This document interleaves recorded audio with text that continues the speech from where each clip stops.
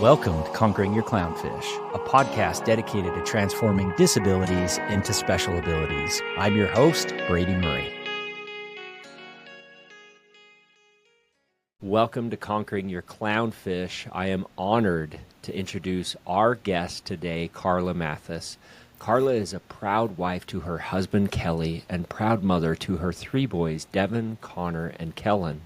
Her family suffered a tragic loss in May of 2023 when their 16-year-old son, Connor, passed away suddenly. Connor was on the autism spectrum, as is their youngest son, Kellen. When Carla is not busy being a mom and a wife, she enjoys cooking, crafting, creating content, and spending time with friends and family. You can follow along with Carla's journey on her Instagram channel, where she shares the joy and grief of motherhood after child loss. Carla, welcome to the show. Well, thank you so much for having me. Yes, we've been planning this one for a long time. I've had this on the calendar and circled the calendar for this one for quite some time, and I've really enjoyed the preparation for this and excited to be able to visit with you today, Carla. Thank you. I am excited as well. Wonderful. Well, I think a wonderful place to start would just be really hearing the start for you and Kelly. I mean, you guys have been married now for 19 years. You have a beautiful family. We'd love to hear how all of that started. Okay. We actually met here in Brunswick, Georgia back in 2002. We had some mutual friends that knew that I wasn't dating anyone and Kelly wasn't dating anyone at the time. So we set things up to meet one day for lunch, and Kelly and I, we just started with conversation, and it basically went from there. We dated for about 2.5 years. He proposed around Christmas in 2004, and we got married in 2005. We had our first son together, Connor, in 2007, and we welcomed Kellen 3 years later in 2010. But we both work here full time. He works in the school system. I work in the court system. So we both work full time. And we have just basically built our life around serving our community and taking care of our kids. Wonderful. And so both Connor and Kellen were or have been on the autism spectrum. And Correct. So can you share with us a little bit about that journey and Yes. how that came about? And, as anybody who has had experience with this isn't a light switch that just turns on. Often this is more of a sunrise. Can you share a little bit about their journey that way? Yes. When they say that autism is a spectrum disorder, that is truly what it is. Because if you knew Connor and if you know Kellen, they are on two totally different ends of the spectrum. Connor, prior to him passing away, was very outgoing, totally verbal, no problems with communication, loved to be around people. New environments sometimes were a little, he was a little hesitant to be around new environments. But many people that knew him did not know that they didn't know he was on the spectrum. On the other side to that, our youngest son, Kellen, who is nonverbal and communicates mainly with sign and with a communication device, and requires, of course, a few more services than what Connor ever required. So we have two different totally ends of that spectrum dealing with autism. Kellen's diagnosis was pretty early on. He was diagnosed right before his third birthday because he was not really talking like Connor was prior to, around that same age. And Connor's diagnosis came a little bit later. His diagnosis, I don't believe we got until Connor was 6. So it took a while to get Connor's diagnosis, and I think a lot of that took just me being very persistent, because in my mama heart, I knew something was different. And after we kept pushing, we finally got the diagnosis for him a little bit later. Yeah, that's very unique. Thank you for sharing that. That is good insight, just to consider that your two sons that are just a little bit apart in age are very, very different in relation to from the autism side of things. And so thank you for sharing that.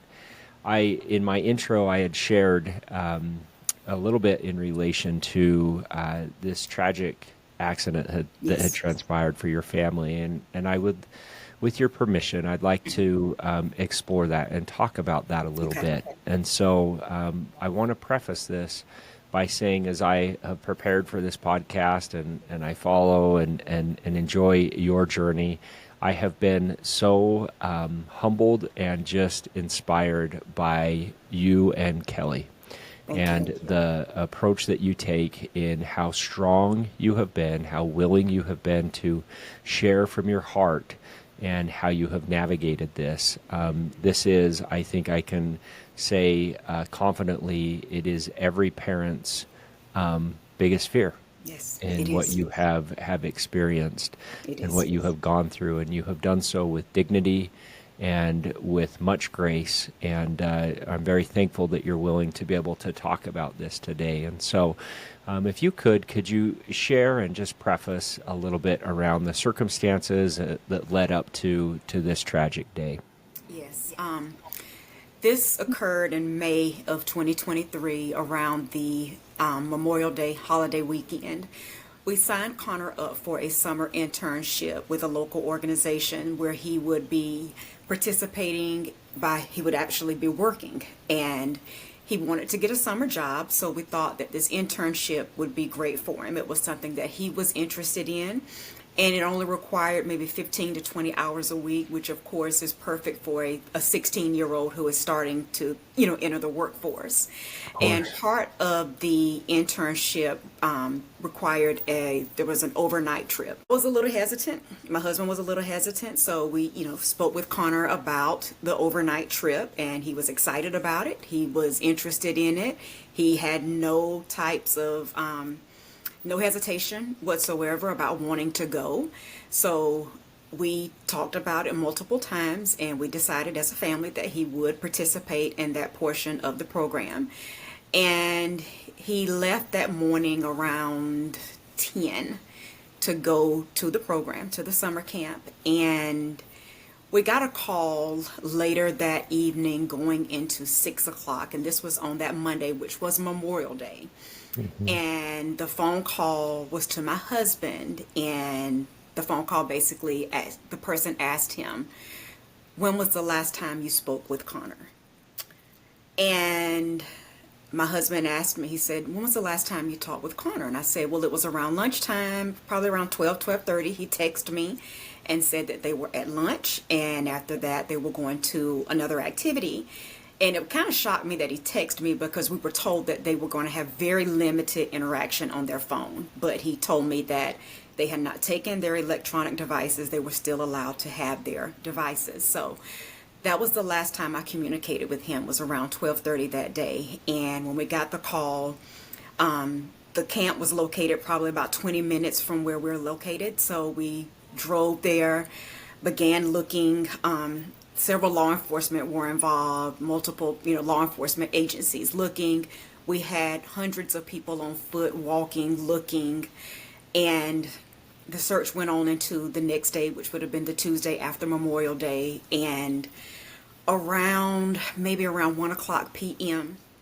that afternoon is when we were told that his body was found in the Atlantic Ocean, because the camp was located on Jekyll Island, Georgia. And apparently sometime during the afternoon, Connor got away from the group, or he left, and there was no type of barricade or anything up to make him turn around and basically come back. And of course, he went to the ocean. They had gone there earlier that day as a group, had an activity. But if you're not familiar with living near the ocean, the ocean is very unpredictable. And Yeah. all that weekend we had been having very high tides, lots of rip currents. Mm. And so the water was not probably the best place for anyone to be, individually or as a group. But Yeah. unfortunately, Connor drowned in the Atlantic Ocean while he was at that camp. The first and only time he had ever been to any type of camp. Anytime he had been away from us, he was always with family or friends. So this was our first time kind of, letting him mature and coming to a grown, being a young adult and wanting to participate in something that he wanted to participate in. And then unfortunately, him participating in that has changed our family forever. Yeah. Yeah. I'm so sorry to hear that. That Thank is you. such a difficult story to hear. And I can only imagine those emotions that must have been felt in that moment and obviously throughout the last year. Mhm. Can you share with us? And so this was in May of 2023. This Correct. was a little over a year ago. Mhm. Can you share with us how you have gone about this last year and what are those lessons that you've learned and what have you felt and just would love to learn more about that. Yeah.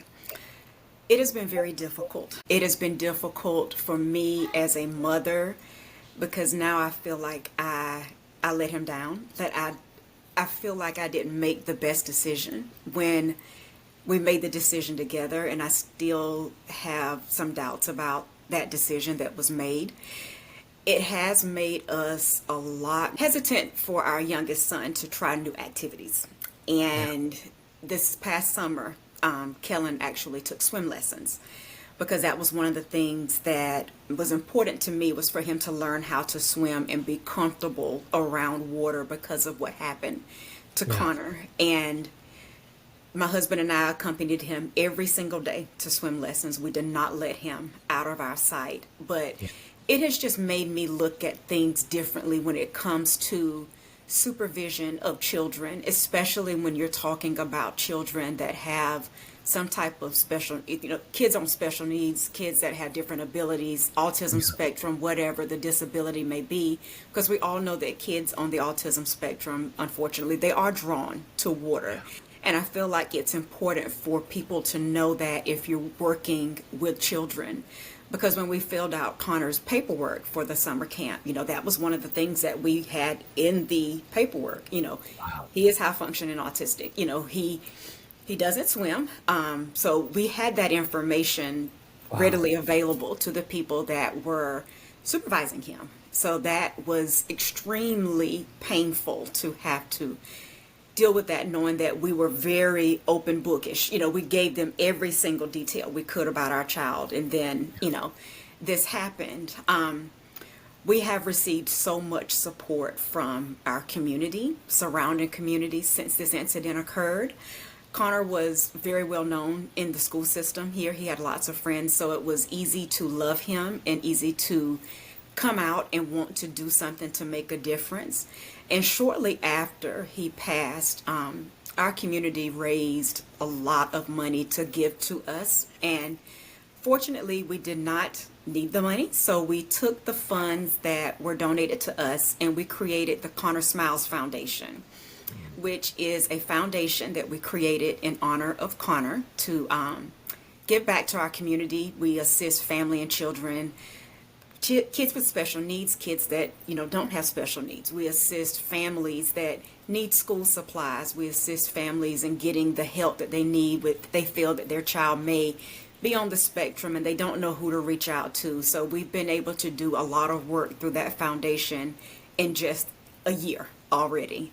Beautiful. And we're continuing to we're working on some things now to be able to get some students some school supplies, and we're working to also do some outreach in our community. I'm going to be speaking at a program in September on kids with disabilities. So I feel like it's my passion now to continue to educate and tell his story because he's not here now to tell his story. So I feel now that it's my space now to come out and tell his story because I don't want to see anything like this happen to another family Yeah. ever.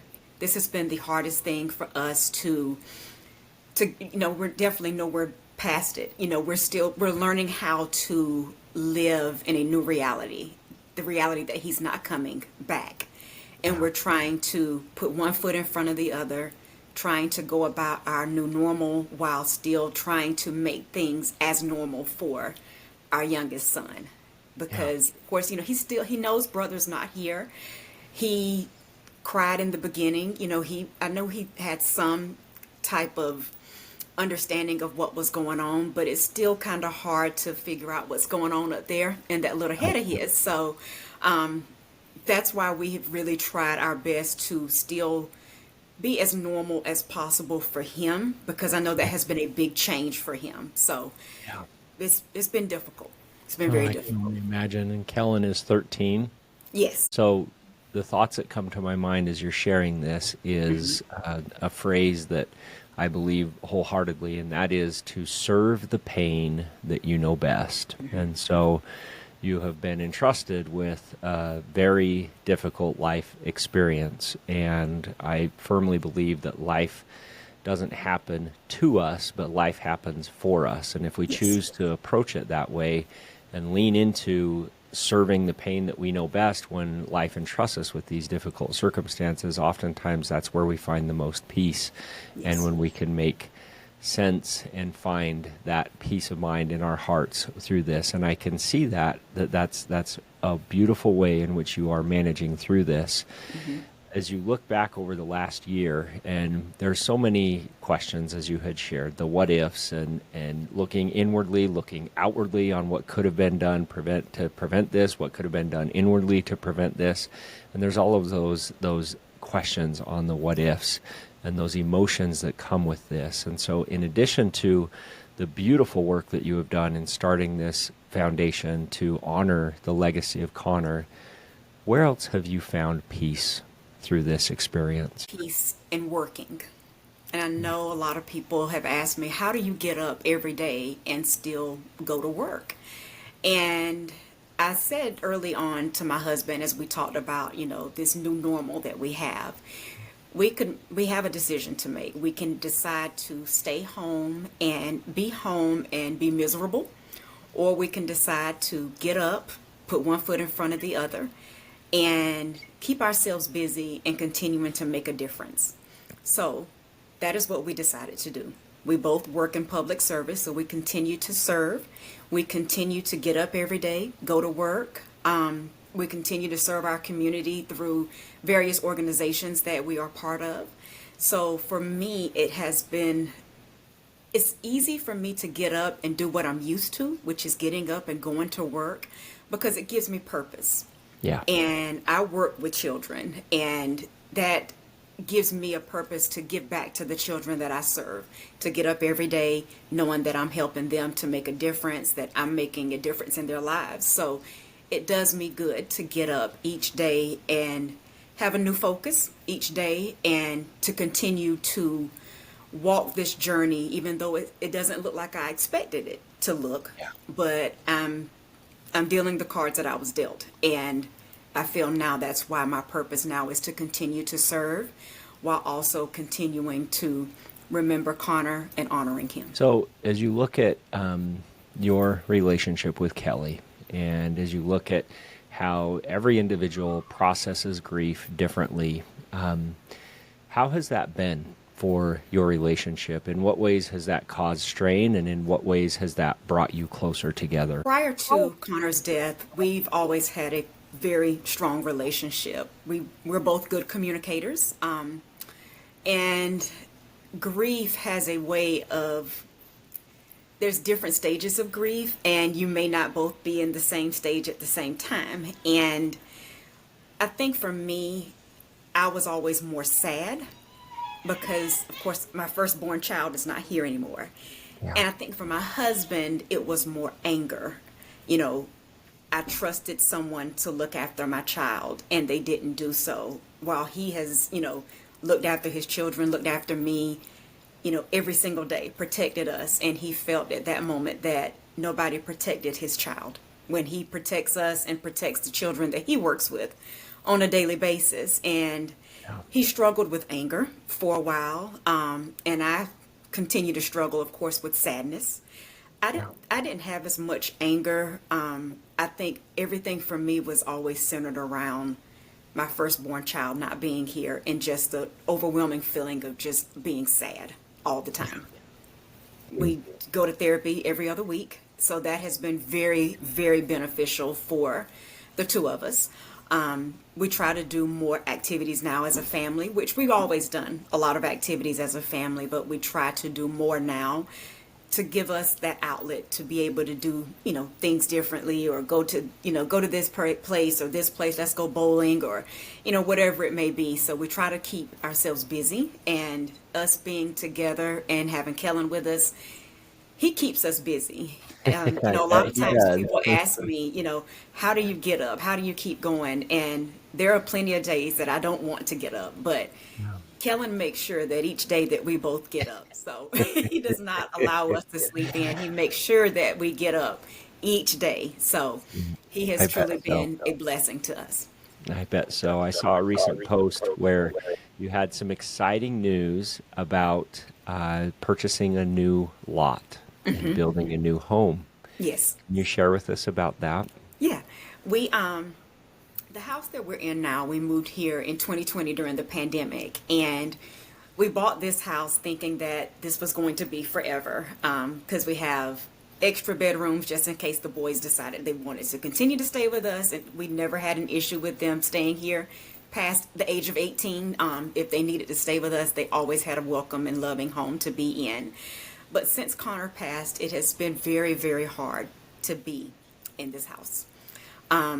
We hold so many memories here, and we love the community that we live in. And just so happened, we talked about, do you think we'll move from this area? And I told my husband I didn't see me moving from this area. I said, maybe, we may move to another home. I said, but I can't see us moving from the area where we are, because we have lots of family here. So there's this area in town that we like, and there was a lot that just so happened to open up. And we put in for an offer, and it was accepted. So we are looking to build again. But we are very excited about that next chapter, and we'll still be in the community where we are, where we've received so much love and support. So we'll still be home, but we are very excited about that. Gives us a little Congratulations. bit of joy. Yeah, congratulations on your Thank new you. soon to be home. And Thank you. that will keep you busy through the Yes, building it process. definitely That's will. always an enjoyable and also trying time, but that will Yes, definitely keep you anxiously engaged for sure. yes, it will. This is a very personal question, but I feel in my heart to ask it. Have you felt Connor close to you over Yes, the last year? yes.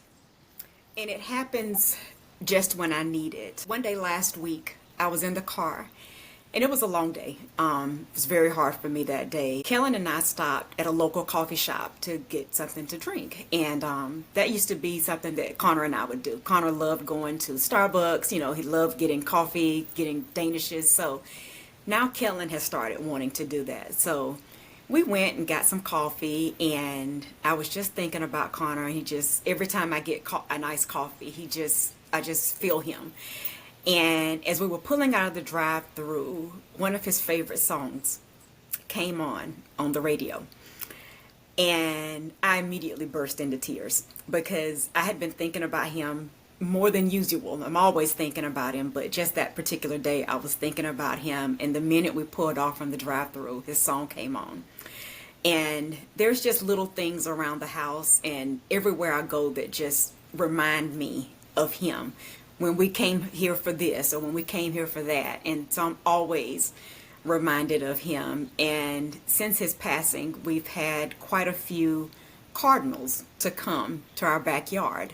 And I know a lot of people say that when, cardinals are near, angels are near. So there's a lot of mornings I go outside to have my coffee, and the cardinal is at the bird feeder. So I always say, so I guess you're here early this morning. So he's thinking about me just as much as I'm thinking about him.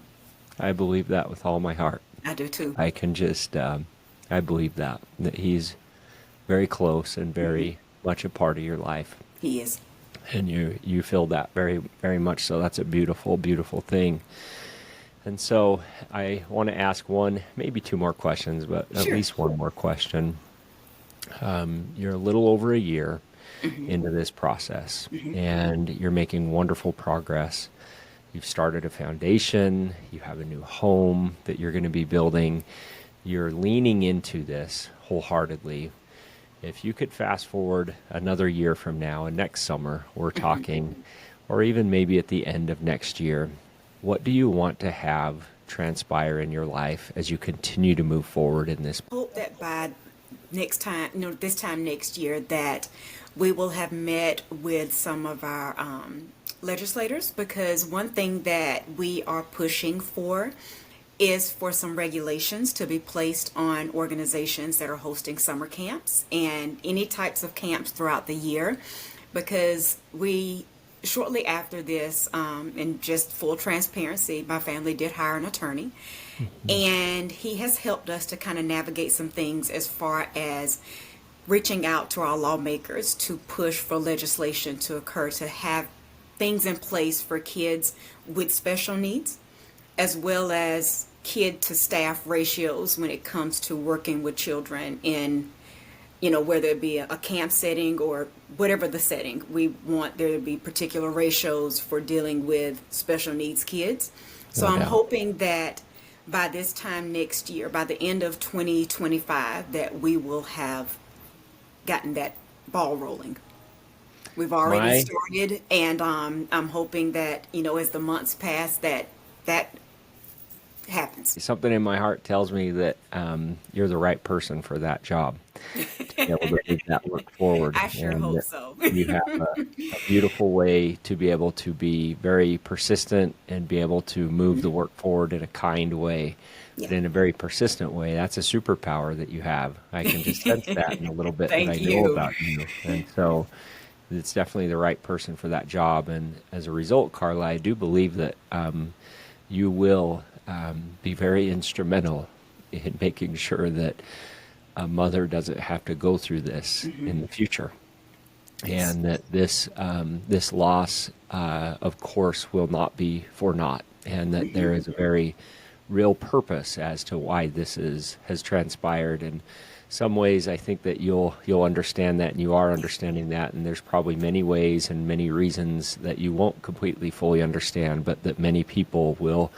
be able to be blessed and benefit from Yes. that, and to be able to avoid some of that tragedy that you have had to experience. And so, before we started our podcast, I shared with you just how much respect and admiration that I have for you and Kelly, and just it's an honor Thank to have you. you on the show. But now, fast forward now that we've gone through this episode, that admiration, that respect, and just that love is so much more deep and so much more real after having heard this story firsthand from you. And so I want to thank you for being on the Thank show, you. and I Thank you want for to thank having you me.